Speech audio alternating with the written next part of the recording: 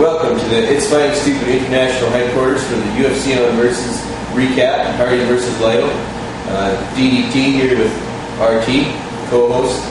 How'd you do on the card tonight there, RT? If my paper bag over my head is any indication, I went 0 for 4. Unbelievable. And how do you feel about that? Terrible. Yeah, that's what you come to. Well, let's start where you started, where the train came off the tracks.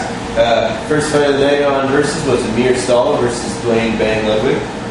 This fight did not go how I expected.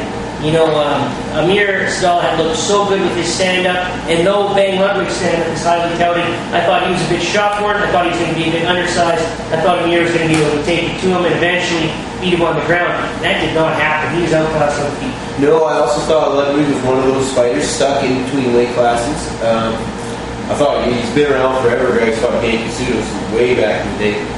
Very surprising. Way faster, crisper counters, and quite surprised, I'd say. I suppose that should show me, a guy who fought Roman Deckers. I'm picking the other guy to have better figures, right? That's what you're coming to Fighting Stupid for. Moving up the card. Stupid. Yeah, you said it, buddy. Moving up the card, we had Donald Cowboy Cerrone versus Charles the Bronx Oliveira. I, of course, picked the Bronx, whereas Cowboy showed up and he showed up big. I took the other head of the coin there. I took Cerrone and paid off. So I'd say. Yeah, definitely. I think Donald Cerrone had more firepower, he had more oomph in his punches, and though Oliveira was willing to exchange, it didn't pay any dividends. Nope, it really didn't. The Bronx is a young kid, and it's the first time I've seen him face that much adversity.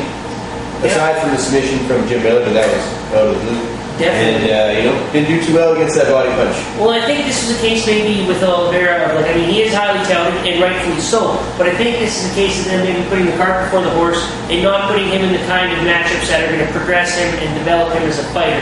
When you put him against guys like Jim Miller and you put him against Cowboy Cerrone, you're throwing him in the deep end of the pool. And if he doesn't swim, you're really going to shorten the life of his career or maybe stunt his development as a fighter. Absolutely. So I don't think they've been doing him any favors matchmaking-wise. No, fighters like Jim Miller and Cowboy Cerrone, that's top tier, top echelon. Top of the food chain guys. Yeah, and for such a stacked division, you can't find a lot of baby steps in there. There's no shortage of fighters. Definitely. Guys like Paul Kelly, guys like Jacob Volkman, guys who are good at testing, no doubt, guys with iron wills and are good fighters, and who have careers ahead of them, but who aren't going to be fighting for a title anytime soon. Moving up the card, we have Ben Smooth Henderson taking on Jim Miller in what would be a de facto #1 contenders fight. This is another one who did not go how I expected at all. No, very surprising. But Ben Henderson's that kind of fighter. He's that explosive. And Jim Miller might be the toughest guy in the world, might be the grittiest guy in the world, might have the best skill set in the world, but he's not the athlete that Ben Henderson is. No, the game hasn't changed for Jim Miller. He's still a guy who has unparalleled determination. He's got grit, he's got willpower, he's got a very technical submission game. But Ben Henderson has proven again and again that his pace is unmatchable. He's got a very, very unorthodox stand-up game. He's got a really good wrestling element to his game, and his ability to scramble makes him so dangerous from everywhere. Ben Henderson is definitely going to be in line for a title shot soon, and I expect big things from this guy. Yeah, he's got quick kicks. I believe he has a Taekwondo background, and you put a guy in there with a good guillotine, and he's a chance against anybody. Absolutely. I think you're going to look for Ben Henderson to fight maybe a Shogun Pettis, something like that. Somebody who's close to a title shot, if not waiting in the wings. I think Clay Guida would be a good step up, a good high watermark, see where he's at, I think that would be a perfect way to establish a hierarchy for the UFC's 155 division. I think it's a good direction to take it in after the Gray Maynard Frank Yeager fight. That is also be an interesting fight. Lots of options at 155. Great division, one of the best going. Moving up to the main event of the evening, we had Dan the Outlaw Hardy taking on Chris Lytle in his swamp song, his retirement fight. Handed Dana White a 10-page letter announcing his retirement at the weigh-ins. Phenomenal fight. How did you feel about this? Fantastic, spectacular. Couldn't have gone any better. What an amazing fight. Can't ask for anything more from those two. Yeah, another one where I expected it to go a little bit differently and didn't unfold that way. Chris Lytle and Dan Hardy both stepped in and swung for the fences, but Dan Hardy looked tentative. He looked one-dimensional. He did not show a very multifaceted striking game. He looked slow. Chris Lytle did what he always does. He came in throwing bombs, throwing unorthodox combinations, throwing good heart.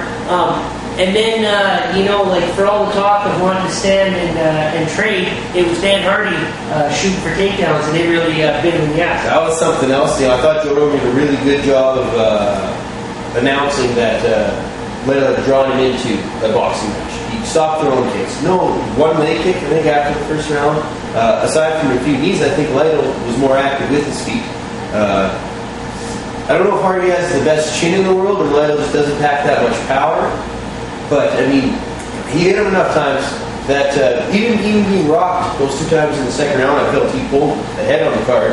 Definitely. Well, I think he sold around with more activity.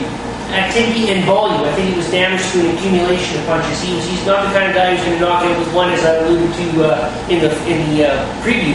But he is the guy who's going to wear you out over time with that relentless pace and volume punching. And the body work. Constant body work. The liver kicks. As the announcer alluded to there, this guy throws more shots to the body in a round than most people do in a career. And he was sticking to his word in the second round there. He had the chance to fall Hardy to the ground and walked away. Stuck to his word, unlike Hardy there did, and that could have been capped off better, I don't think, with an exclamation point, proving, closing the case on Lytle's career, proving the fact that this guy had one of the best ground games going and neglected it completely. Show him to the end, and going into television negotiations here, with the UFC's looking to re-up on a TV deal.